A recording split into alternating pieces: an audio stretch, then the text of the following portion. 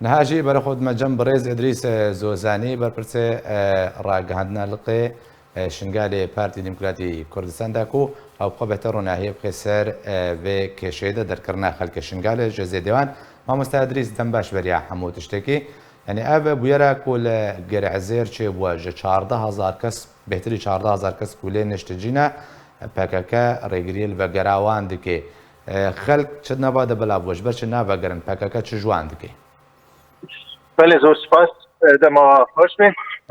قاطجی که نار فکر کنم کجا پیشی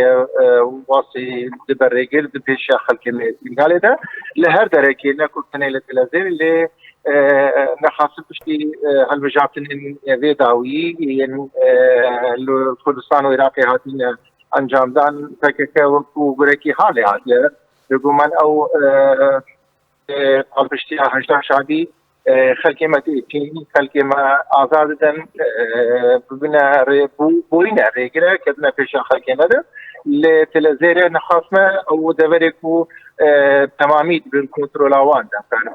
بيرك طبعا الزيت عوان إنه ناهلا أو خلقي بقراري بشيل در دي بابو بعبية أظن إنه وجه فكر كذا ام مرما فككي باش دزانن او دزانن كو فشتي انجامن داويين هالبجارتنا و ده صلاتك انه الشنقالي وغيره وخلقك وغيره تجو عرفه وبالدستور العراقي يعني ميدان وصعد نلقى الحكومات العراقيه بكن بريكفتنو بالاتفاقيات السياسيه بركو اذا استحقاقك مي انتخابي بوا لو انا كيجي اويت اشتباج زاننو فان بينغا بتانين خراب تادرجكو خلقي ما بيتين الدبرات الزيرين باشا ما مستدرس يعني برسا هاري جرين بوير بشتي هالبجارتنا العراقي انجمن النار العراقي شبوا ده مها دهدك ودهده هالبجاردن بن جبركو خلقي دنگ ندا بربجرن پاکا و حجد شعبی دنگ دانه بربجرن پارتی کو تبع بربجرن پارتی لو دبره شنگال بسرکتن يعني افكار بدنا الهمبر خلقيت يكرن يعني بيوسف شوارك محتاج كوري يجري وري كرن بان كريان پاکا کو بدنا خلقيتك اوابو ما يعني زمان كي زنار جبركو انجامن هالبجارتنا اوان بالرنجه كيدي وصاد اخويا كرين و هالبجارتنا الفيجاري و عامرين الكتروني بن وخلقك دنجي قنده بارتي ديمقراطي كردستان وخلقك جوار ده سابقته والبيشوان ده كذا هولي بجامعه ثانيه مهون بين لنتائج يعني انجامن وان هالبجارتنا وانت زانن خلقك چاوری چیه و خلقی که کی بیایا و خلقی که دنگی خدا آخرجی ام وقت دموکراتیک کردستان وقت جناب سرنگ بارزانی اما جب کریه ام شکرداری خلقی خونه راست ام دزانن دم لوان دریج بو لی اوان اثبات کرد جبوی هر کسی کی جبوی دوست ما و جبوی دشمن ما و انا ما شنگال کردستانیه خلقی شنگالی پارتینه برسا کدند ورده های ما مستدرس نه گوندن سرب ناحیه گر عزیر و کوبیست دو گوندن بهترج 14000 کس بریا نها بریا کو داعش وره جان تدت کرن اف 14000 نها جترسي باكا كيني ورن بقرن لدبر دنيا شنقال يعني جماره تقاسك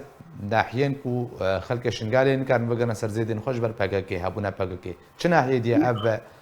تشتها هيا لهرجكي ضغط الخلقيه متكرن في الخلقيه متكرن سنوني لقاناتوري لتلبنان لجزرك لهر جهه كيكو كنترول عوان ده او في بزانك او في خلقيه دنجي خدا بارتي ديمقراطيك كردستان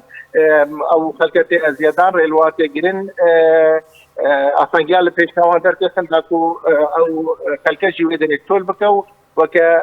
بري بيغابي دبر جمره بالا دنيا باشا پارتی ديمقراطي كردستان جبوي وگراندنا خلقي بو سر زيدنوا و دركرنا پاكاكين بيجن و بجيكرنا ريكبتنا شنگالي بتايبتي چكريو او ريكبتن كتيا چه آسته دوش برچناي بجيكرن بگومان تأثير لسر حكومة عراق جهية كو أقريكبتنا جيبا جيكرن إيران عملكي أساسية نائلة اتفاقية بحكومة العراق في سرب قلوب بيني وكنت انتظار نتائج دعوية إن هالبشارتنا دامدرادنا حكومة كانوا ديكن العراقي ولسر أساسي دستور لسر أساسي نتيجة هالبجارتنا أمي دانو صادني بحكومة العراق ربكن أمي ذاكرنا الشنقالي گەلک سپاس ji بۆی برێز ئیدریس زۆزانی بەرپرسی ڕاگەهاندنا لقی شنگالێ پارتی دیموکراتی کوردستان گوتم ڕەبووی گەلک سپاس.